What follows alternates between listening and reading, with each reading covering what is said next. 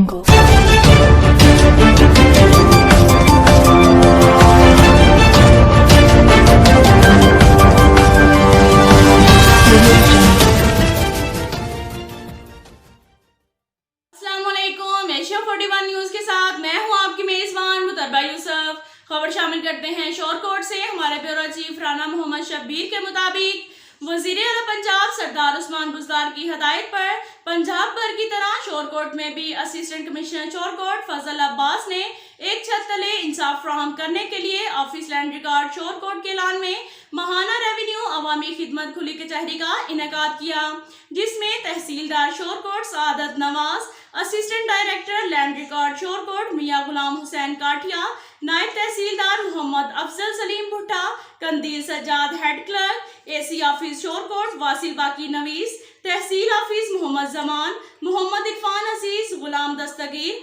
नाजिम हुसैन, पटवारी मोजा शुमाली मुख्तार हुसैन और मुमताज हुसैन समेत महकमा माल के पटवारियों और गढ़दाफरों ने शिरकत की। इस मौका पर असिस्टेंट कमिश्नर शोरकोट फजल अब्बास ने सहाफियों से बातचीत करते हुए कहा कि रेवेन्यू खुली कचहरी का मकसद अवाम के मसाइल को फौरी तौर पर हल करना है। उन्होंने रेवेन्यू अमले को हदायत की कि वो अवाम के जायज कामों में रुकावट ना डालें और ज्यादा से ज्यादा रिलीफ दें। हुकूमत पंजाब का रेवेन्यू खुली कचहरी का इकदाम वजीर आला पंजाब सरदार उस्मान बुज़दार का अच्छा कदम है। इससे अवाम को रिलीफ मिल रहा है। हर महीने की पहली तारीख को रेवेन्यू खुली कचहरी का इनेकाद जिला और तहसील की सतह पर किया जाता है। इस मौका पर उन्होंने मुताद्दिद दरख्वास्तें वसूल की और मौका पर ही उनको हल करने के अहकामात जारी किए।